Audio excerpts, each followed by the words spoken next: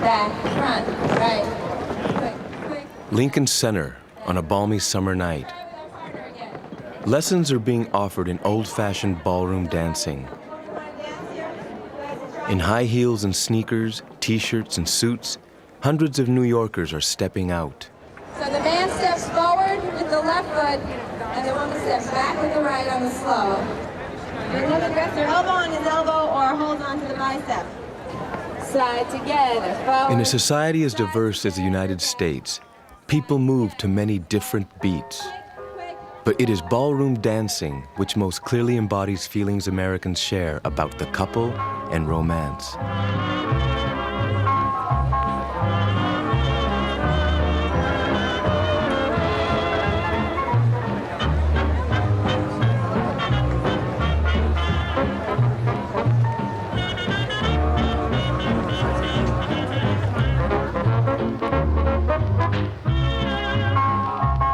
It was once the most popular dance form in the United States, and everyone learned the steps.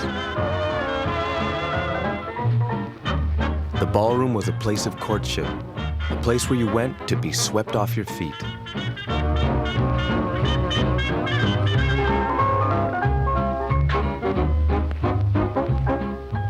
There's something very particular in the evolution of ballroom dancing that is about the synchrony of two figures moving together. And ballroom dancing developed this to a very exquisite form.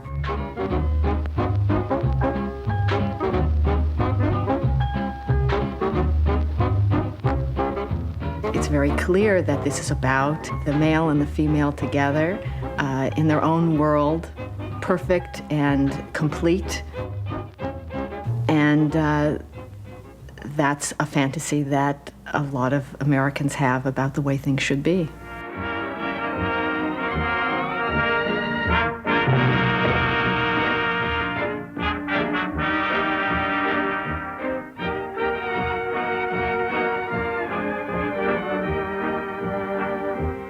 Usually as it's portrayed in the movies and the images of Fred Astaire and Ginger Rogers at that moment of dance, there's something chemical that's happened. It requires no work.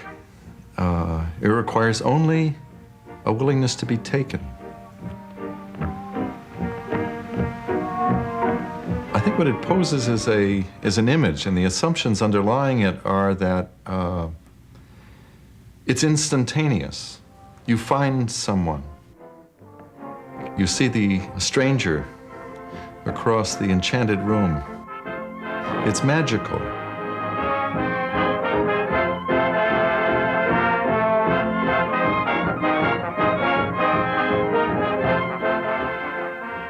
One can see and perceive one's other half across that crowded room and say, oh, if I were united with that woman, with that man, I would be whole. And it's very, very basic to Western culture, imaged in the dance itself.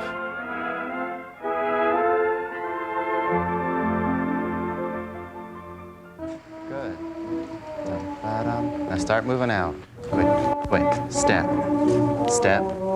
Side together, move with the legs. Side together, push, push.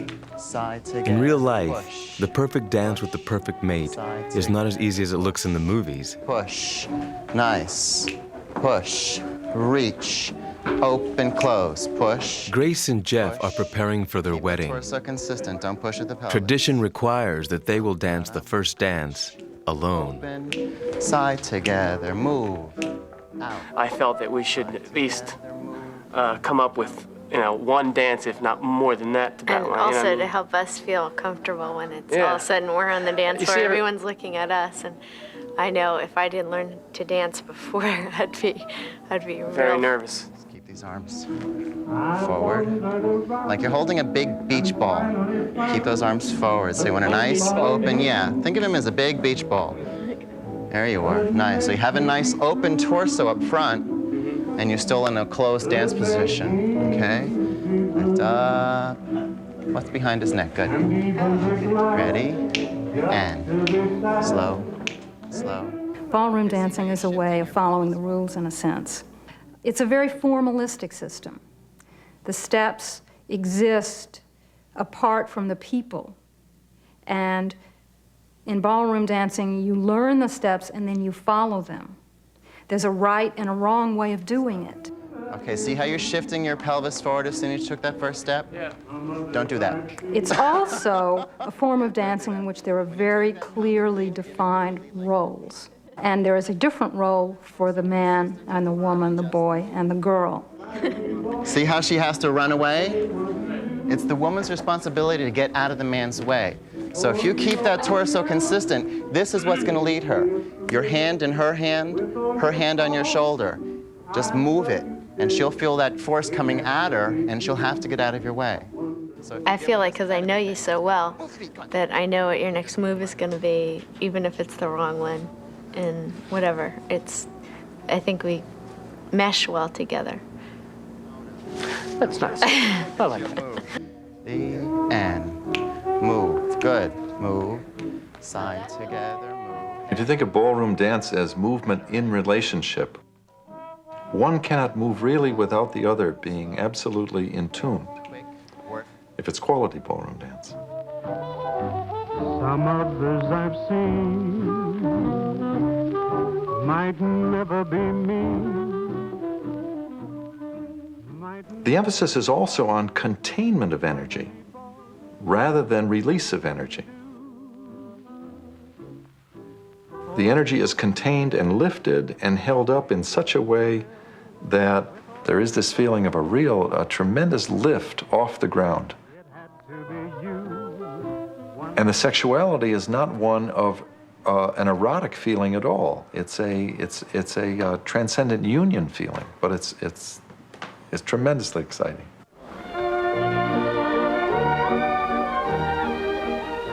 A waltz, Mr. Darcy? Yes. How modern. Yes, indeed. Shall we have our dance now? You care to?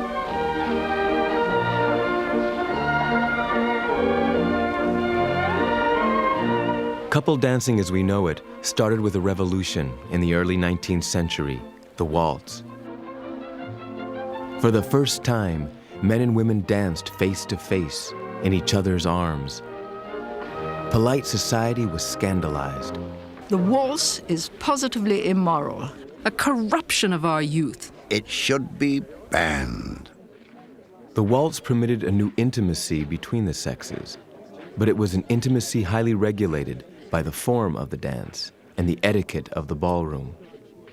Romance, yes, but only with the proper person, of the proper class, with proper intentions. Good evening, sir. May I have the honor of this dance suspended? With pleasure. Think of having a daughter happily settled at Netherfield. She'll be pricing wedding garments tomorrow. Jemima, stop scratching yourself. Yes.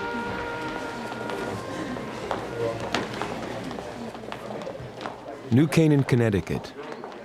Dance classes like this one are still popular in many communities across the country.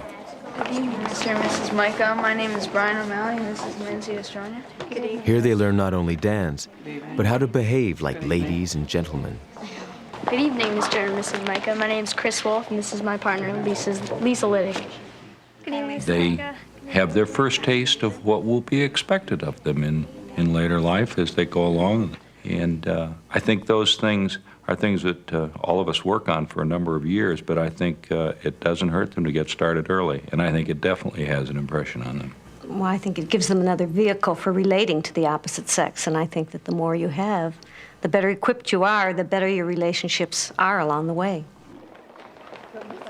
Some of the guys knew the girls and went right up, and I was like the last one, kind of like sloped up from my chair, gradually walked over, and like I saw a girl and I just asked. I was really embarrassed. I got all nervous because, like, you know, you don't want to end up with, you know, somebody you have no clue who the person is.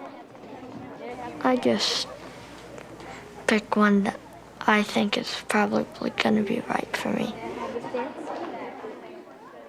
Okay, now spread out. Okay, we're going to do the waltz. Here we go. Ready? Go. And 1, 2, 3. Step, 2, 3. Step.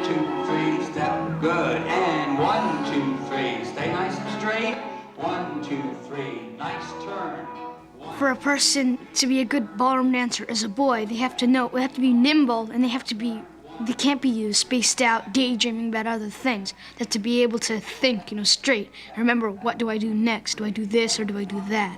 1, 2, 3, 1. 1, 2, 3, The girls have to do more things, they go underneath his arm or something like that. The girl has harder steps and all, but the boy has to keep the rhythm and basically know what he's doing so he can lead the girl.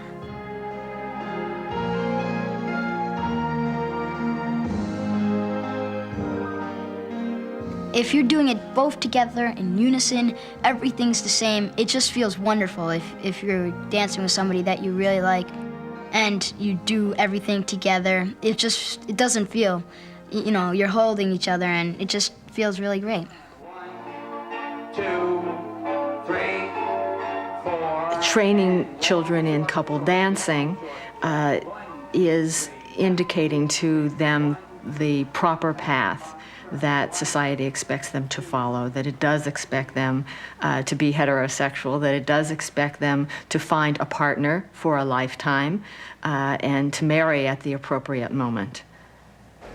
May your children bless you. May your friends console you. May all live in peace with you. And now may Almighty God bless you, the Father, the Son, and the Holy Spirit. I now pronounce you husband and wife. Would you kiss your new bride, please?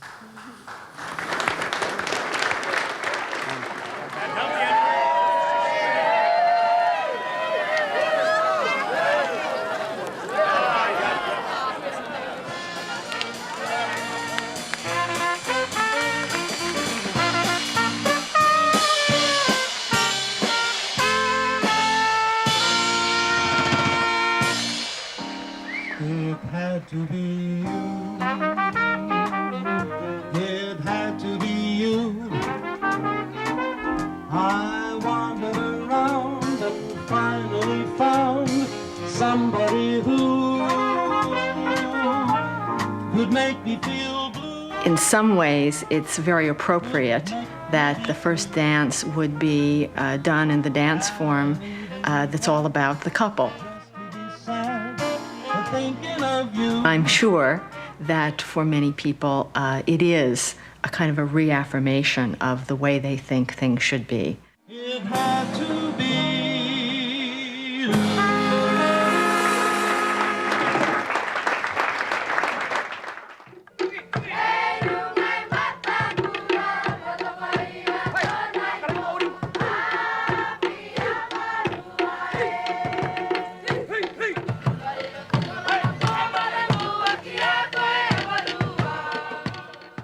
On the other side of the globe, in the Cook Islands of the South Pacific, the couple is not the main focus of the dance.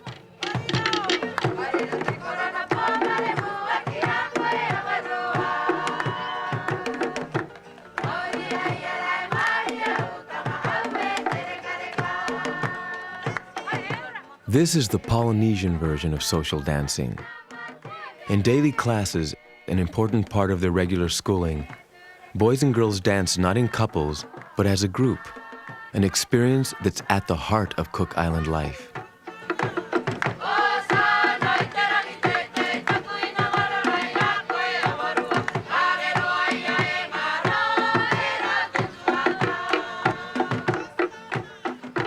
Group activity is very important to a Polynesian, extremely important, whether it's the dance, whether it's just building a canoe, whether it is building a road or doing anything. That group orientation is very important.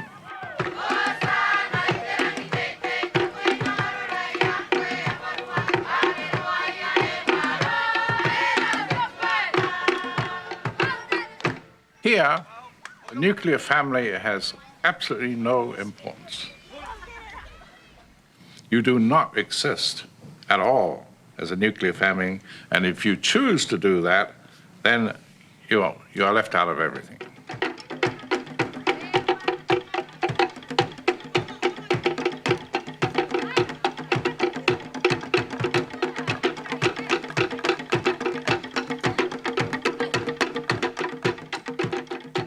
In our drum dances, the men are really the main major feature of the dance. Because the men are energetic and they do a lot of really fast dancing, where the girls can do the same, but in a more graceful way. And they beautify the dance there. The men, they really bring on the tempo.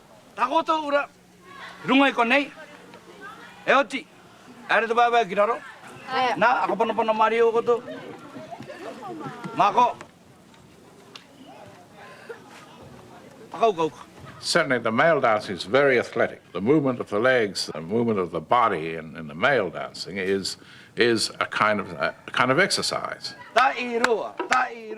This is how you train your warriors to be fit.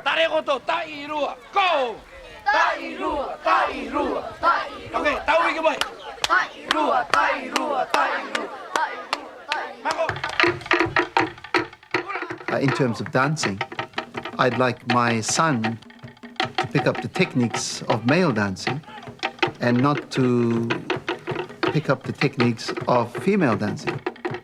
Because I'd like him to dance as a boy and be seen in the minds of the public as a boy. The men dance flapping the legs and the women do legs together and sway.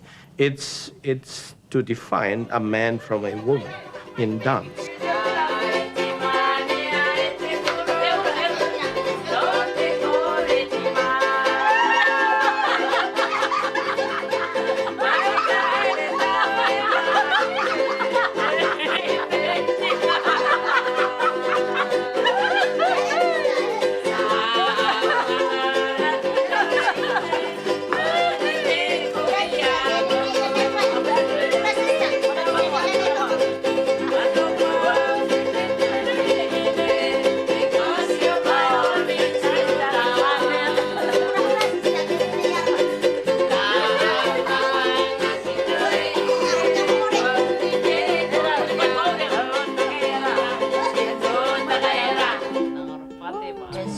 Child starts walking. Then we start teaching them how to sing, how to wriggle their bums. When you're just sitting or when you're in misery, the first thing that comes to your mind is to sing your misery away. Just sit there, stare into space, you'll be singing away to yourself. It's another means of remedying depression and forgetting things, just to sit and sing. We're born with music, we're born with dancing. That's how we identify ourselves as Cook Islanders. 15 tiny islands scattered across the South Pacific. Population, less than 18,000.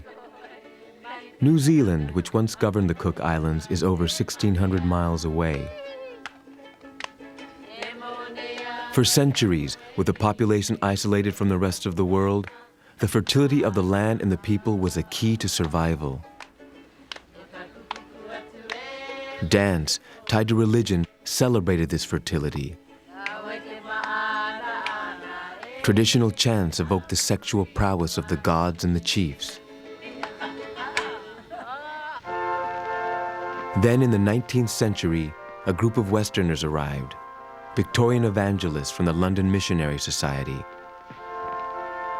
It's my theory that when the missionaries came, they wanted to get rid of just about anything to do with our previous religion.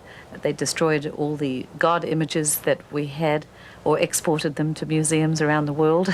And this was one way of ensuring that those vestiges of the old religion were done away with.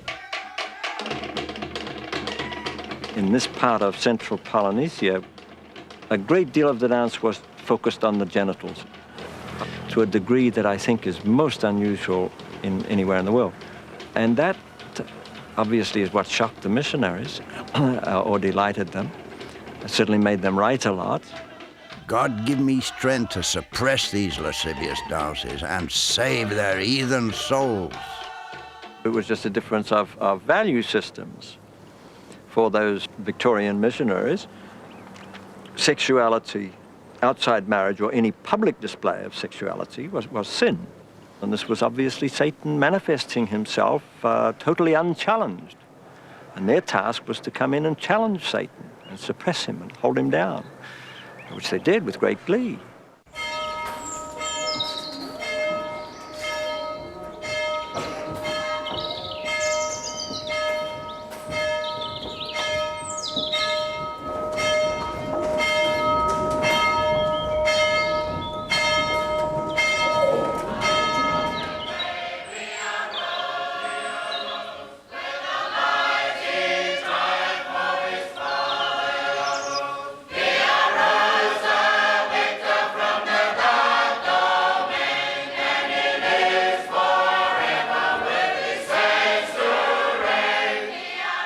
The interesting thing is that even though the mission became very powerful and everybody became Christian, became a follower of that fundamentalist Victorian Christianity of that day, and maintained those beliefs over many generations, still that same basic focus of the dance in the Cook Islands that so upset the missionaries is still left.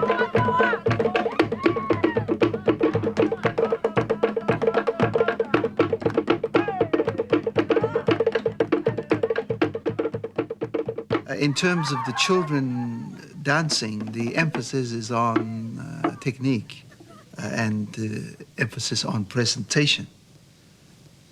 Whereas in a party, you're not presenting to anybody. You're up there, perhaps you're presenting to each other, and I'm doing my thing and you're doing your thing. The emphasis is more joy.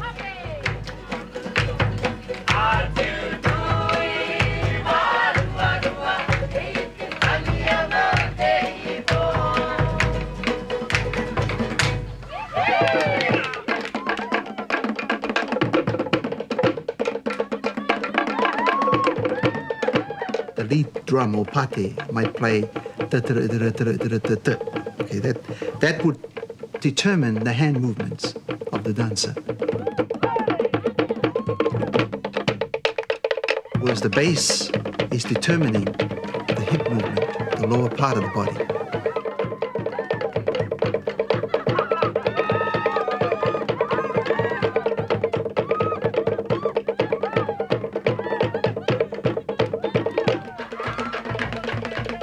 I know when you're dancing and those drums go and your legs go like that, and you can feel your heart. In fact, your heart seems to keep up with your legs rather than the other way around.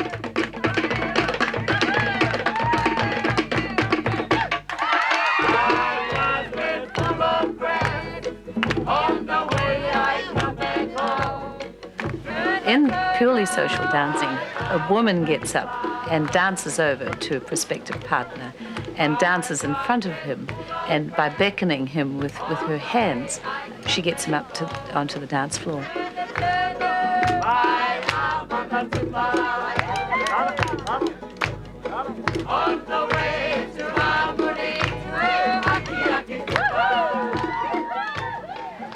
A good Cook Islander dancer does not make body contact with the partner. You come awfully close to it. And if you're really good, you get as close as you can without making the actual contact. It's probably a little bit more teasing than Western dancing. There's a lot of teasing that goes on in the dance floor. On the whole side,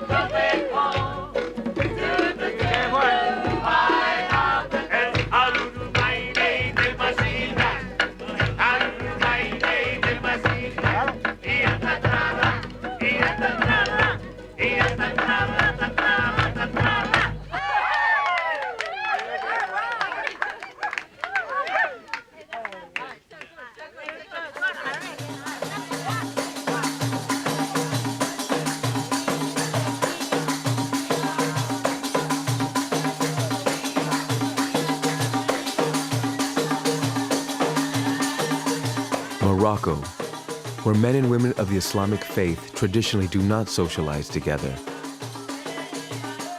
In the privacy of their homes, women dance with one another in a highly sensual way. Precisely because the dance is quite erotic, a woman will rarely dance unless she comes from a family that is fairly liberal. And she will rarely dance in front of her father or even in front of her brother. Once she's married, her husband will often forbid that she dance in front of other men, unless it is the immediate family. But he will not tolerate another man fantasizing about his wife's body.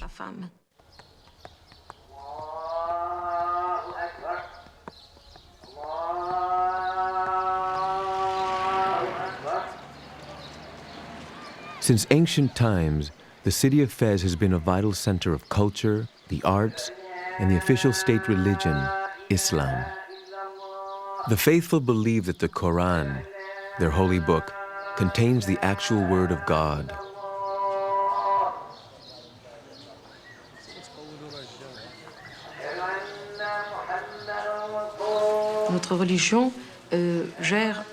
Our religion dictates pretty much everything: marriage, divorce, hygiene, sexual relations between couples, just about everything.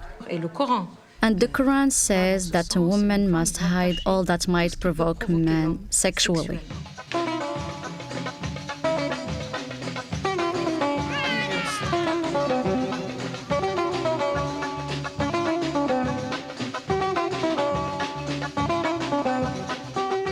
There are two different worlds in reality, the world of men and the world of women. And each person or each gender respects the role of the other, and they don't want to encroach on their territory. It's well defined, it's beautifully defined, and you will see that everyone, males and females, will respect their territories. In urban areas, you have cafes where women don't go. If you go downtown in the Medina, you hardly see any women. Or if you see them, they will be very discreet. There are lots of taboos. And when you put all these taboos together, it's like a long barrier which you're not supposed to cross. So how do you sort of do things in that case? Well, you do them in your own world. In the home of the Baghdadis, a special party, and an occasion for women to dance. A 16-year-old daughter is soon to be married.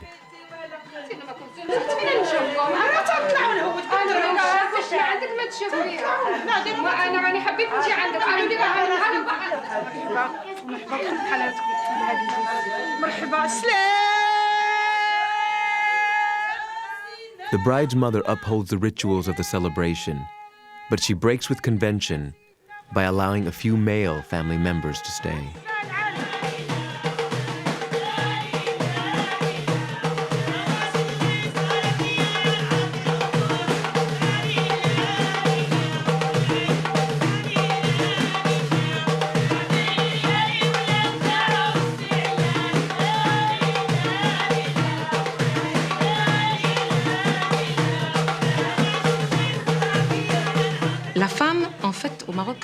The woman in Morocco and in Muslim countries in general, her body doesn't belong to her. Through her body, she has a responsibility to the community. She has to remain a virgin until marriage. She must preserve her body because the honor of the family rests in her body.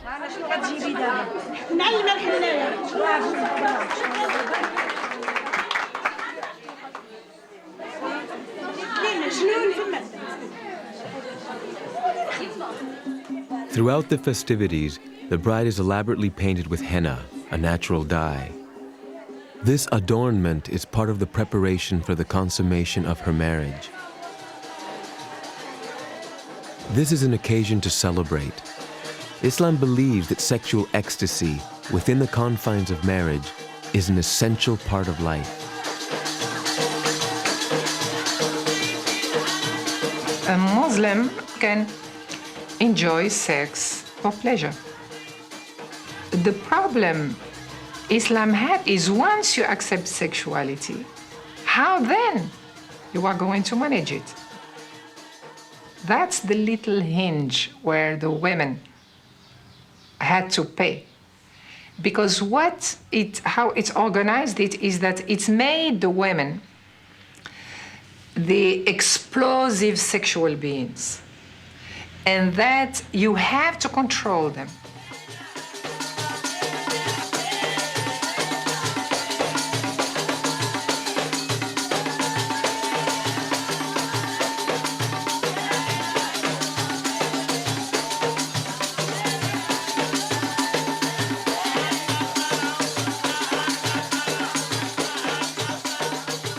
Our dance is not about coupling, it's about individual expression.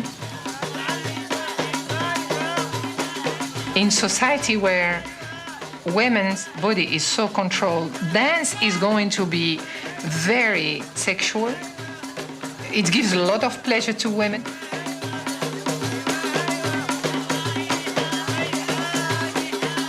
Before being involved in writing, I was very heavily involved in dancing. It was very important for my equilibrium as a way of expressing myself, and surely as a way of doing exhibitionist, dynamics in a space, c'est sûr.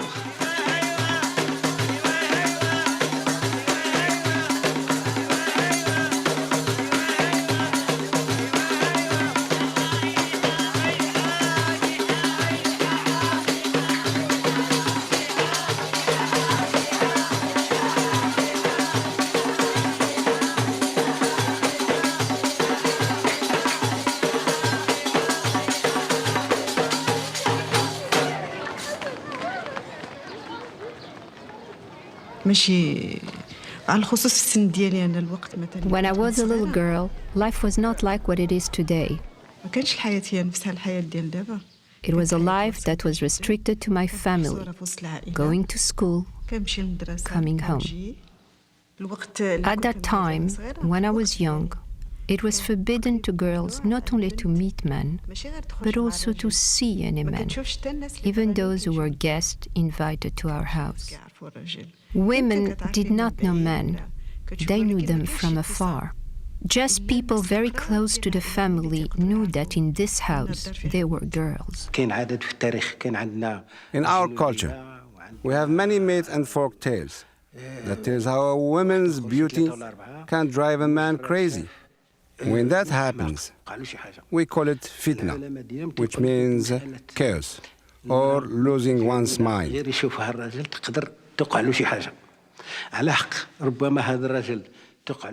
So you can understand, in order to prevent this tragedy from happening to our men, we decided to keep women inside.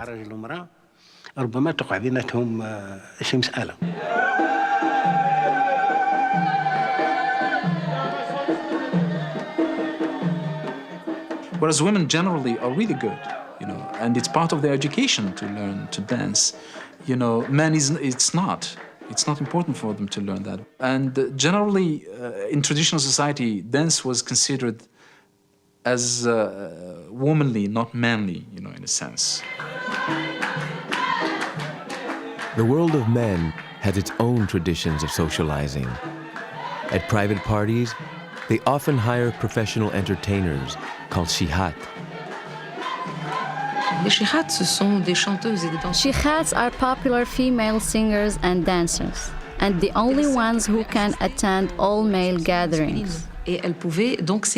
So they dance in order to release the man's sensuality.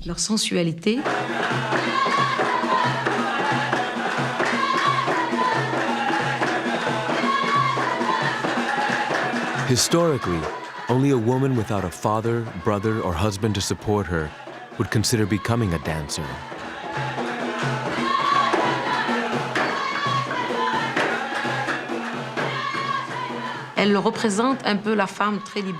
They represent women with rather loose morals. When, for example, a woman has too much makeup on or is a bit vulgar, we say, "Oh, she's a shikha."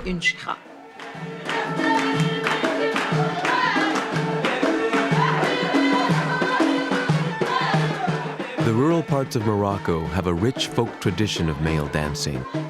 But in the cities, social dancing by men is a marginal activity. There is some sort of dance which is men's, you know, and you only see it when it's a party that is organized by men for men.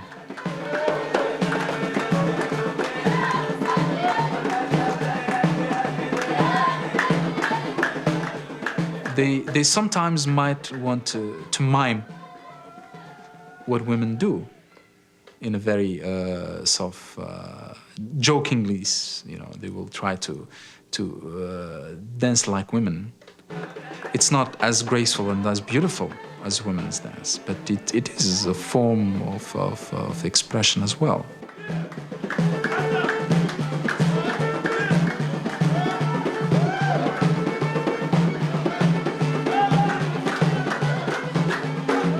So dance is an expression very important in this society. Though you'll find people who talk about taboos, but still it exists, and it's still very important.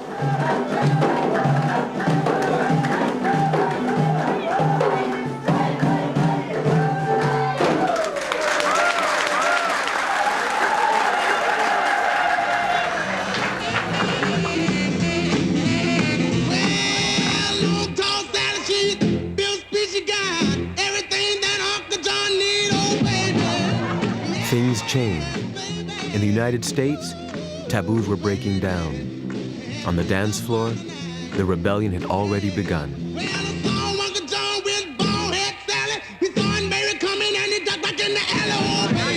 Rock and roll dancing came at a time of tremendous social change in America. It came really right on the heels of the civil rights movement and had a lot to do with black music crossing over, as they say in the music business, to all populations in America.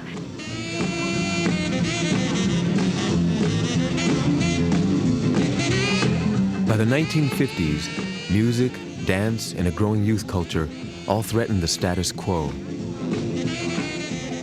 I think that's hard for us to remember or realize now, but there were a lot of people who were very shocked by rock and roll music and rock and roll dancing.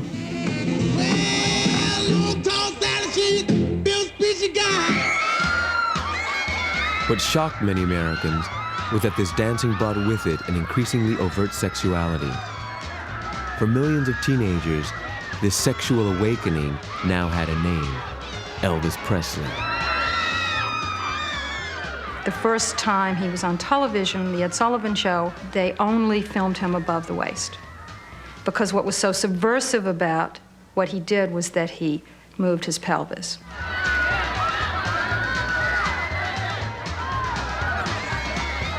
What couldn't be shown on television would soon appear on dance floors across the country. There was a transition from dancing with the backbone straight to a form of dancing in which the pelvis came into play, and the back, you were allowed to move from the waist down.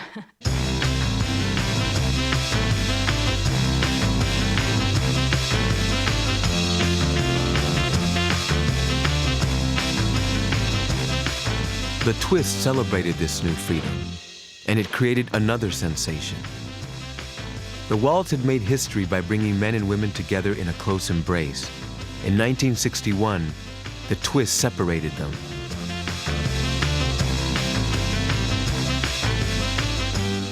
As one shocked reporter wrote, "The essence of the twist, the curious, perverted heart of it, is that you dance it alone." When you break away from the couple, each person can more easily improvise movement, can move more independently, and move in whatever style suits them.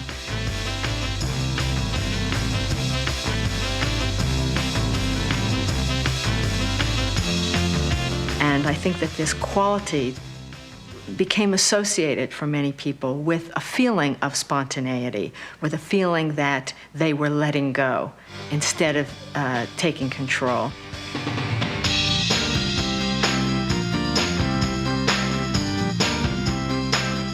The twist, the monkey, the fruit, the mashed potato. These dances mirrored the sexual liberation of the 60s. Women moved like men moved like women. Nobody led, nobody followed. What I think it reflects is a kind of a unisex development in the culture where the emphasis is on physical and instinctual release, which is very important. I think it reflects new sexual ethics also within the society.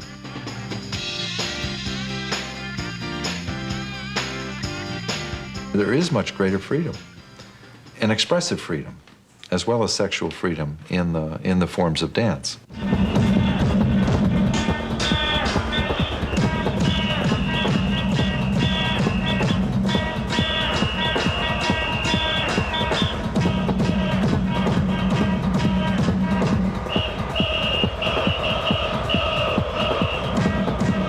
Over the past few decades, traditional values have been challenged from every direction. Today, in a cavernous New York City discotheque, you don't need a date. You don't even need a partner. Dance has become an intensely personal experience in the midst of a crowd. I dance with myself. It's like, if someone asks me to dance, I basically ignore them. A lot of times, like you said, it's just like if you're in the music and you're doing your thing, and if there happens to be someone standing next to you, then cool. And you may be in step at the same time, but other than that, you're just you're in your own head, It's all about you at that moment. You could see someone across the room and you see them feeling it, and you may work together and you slowly come together. There's someone, like you said, comes up to you and goes, oh, do you want to dance? I don't think so. I'm going to stay here and have my fun now.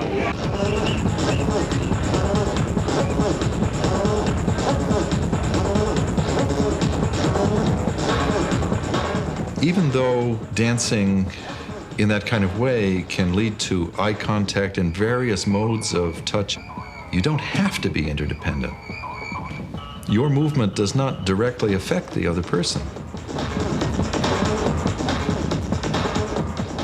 You're dancing alone in a certain sense. And the social dance we have today, it becomes increasingly an impersonal experience rather than relationship.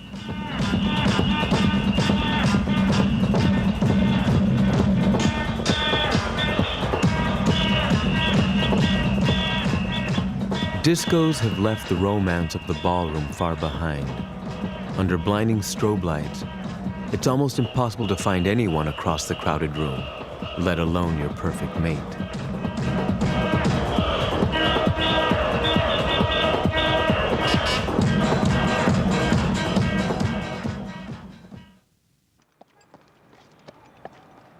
Today, much of Morocco looks the way it has for centuries. Children still memorize the text of the ancient Quran.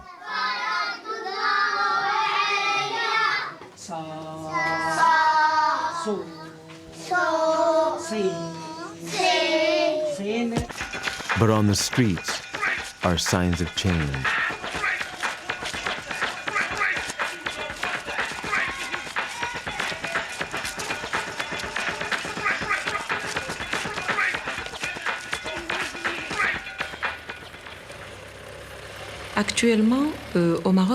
Right now, in Morocco, we are in a period of transition. And as in all transitional phases, there is disorder. There was a freedom that came about very rapidly for women in Morocco. First of all, regarding their education, whether it's me or many of my colleagues who have doctorates in various disciplines, often their mothers are illiterate. This is the case with my mother, so there is an enormous gap. My mother, when she was 12 or 13 years old, she wore the chador. She was veiled. When I was that age, I wore a miniskirt. So there is a very large gap. The way men see this change, where women are playing a very important role in society, is none of their choice. Nobody can stop the change, and the change is brought about by education. Women feel free to talk, women feel free to contest things. They say no for the first time, you know, and they are present everywhere.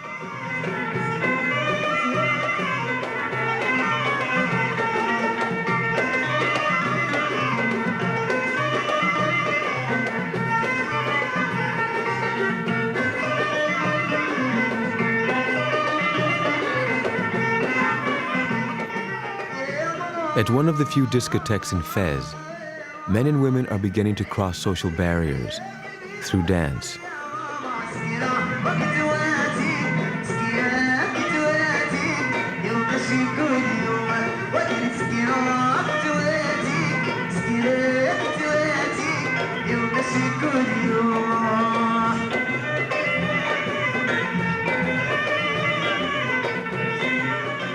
One of the best things happening in the Muslim world is the triumph of the couple.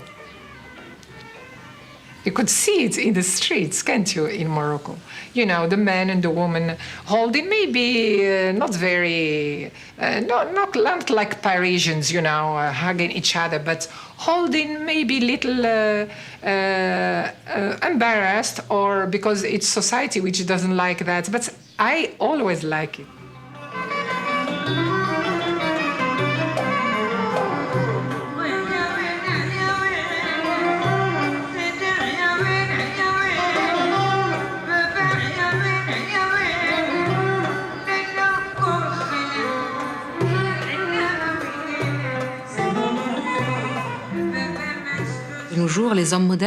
Men today, modern men, don't really know what they want anymore. Do they want a traditional woman? Or an emancipated woman who is modern? And men are extremely torn between these two types of women, because there is a form of assimilation where there are two cultural models, the Western model and the traditional one, and they are contradictory. Actually, he'd like to have both of them at home.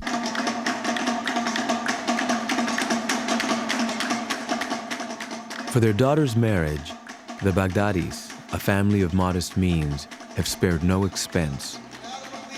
Tonight, traditional values are lavishly celebrated through music, dance, and ritual.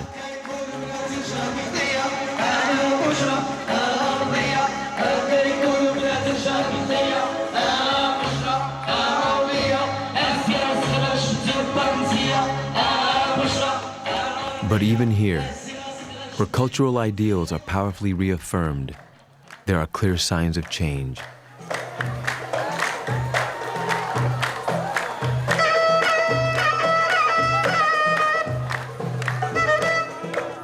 Probably in the past you didn't find men and women dancing and holding hands, but you see it today, and it's acceptable.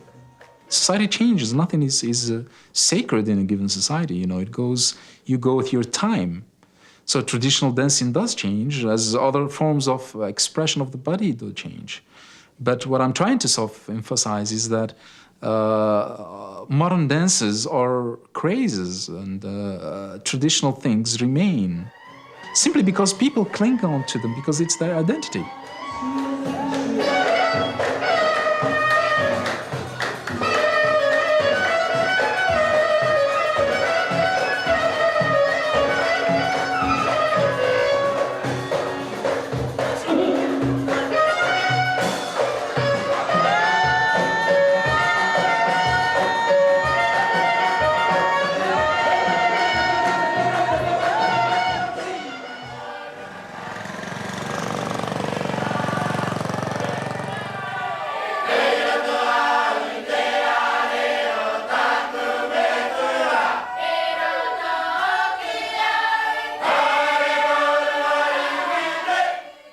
My understanding of it is that when the missionaries were here, they tried to do away with this type of singing, and they had difficulty doing so. So they did the next best thing. They put in Christian, biblical themes inside the song. But the song remained, the format, the presentation remained. So the song would go, Jesus, I love you. What's wrong with that?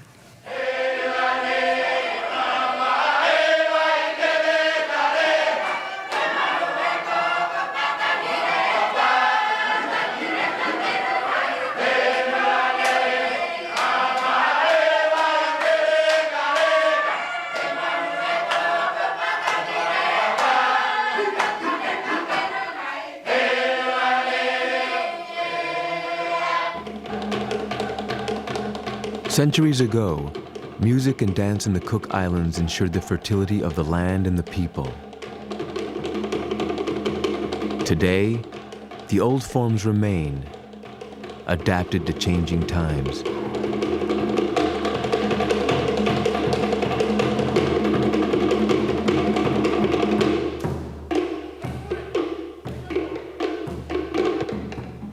Contemporary choreographers are continually creating new dances, using the traditional movements of the past.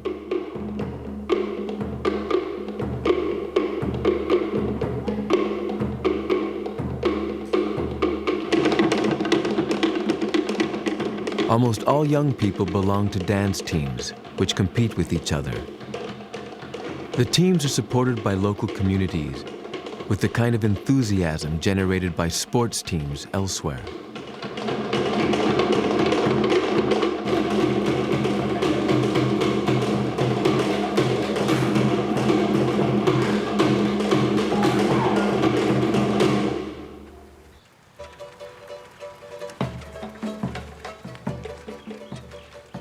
In the last 25 years, tourism has become central to the island's economy, and Cook Islanders have adapted their musical legacy to help support this growing industry. The dance teams now perform in the hotels and restaurants.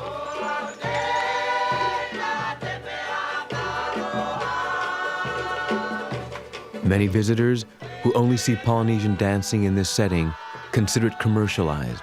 It's often called airport art.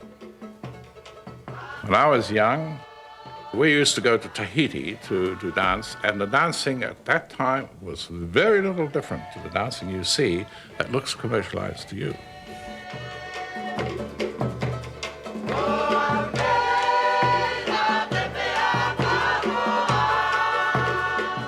Entertainment was important to Polynesians.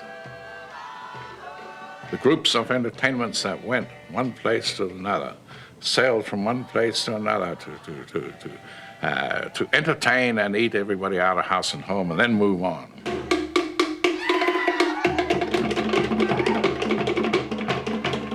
And when you entertain, it looks commercialized, and it is. And I think it's been commercialized for centuries.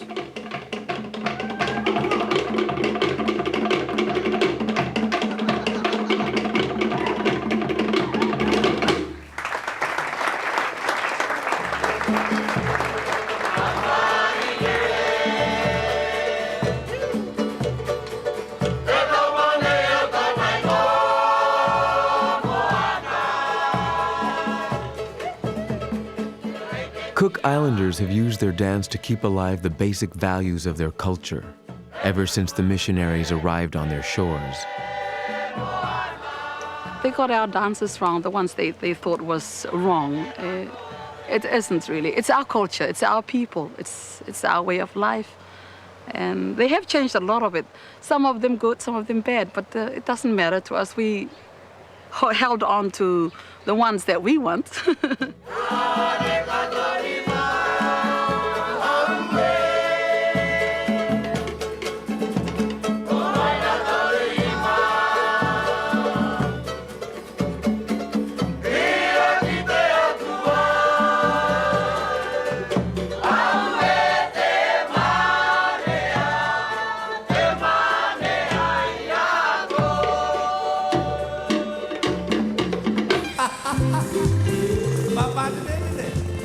Life is definitely changing in the Cook Islands. Along with the tourists came an invasion of the global culture. T-shirts, television, even discotheques.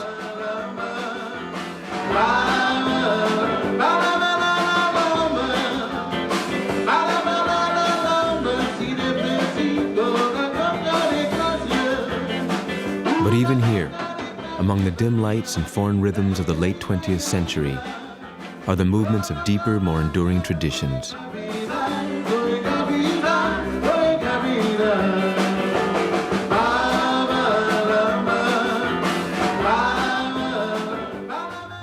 Heaven, I'm in heaven, and my heart beats so that I can hardly speak. And I seem to find the happiness I see when we're out together dancing cheek to cheek. We are how we dance. Oh, I love to climb a While social dancing can reflect the vast changes of the last decades, it's also a way of holding on to society's most deeply held values. Dance with me, I want my arm about you. But all this is far from the minds of these New Yorkers. What could be more fun, more romantic, than to dance away this balmy summer evening? And my heart beats so that I can hardly speak. And I seem to find the happiness I see when we're out together, dancing cheek to cheek.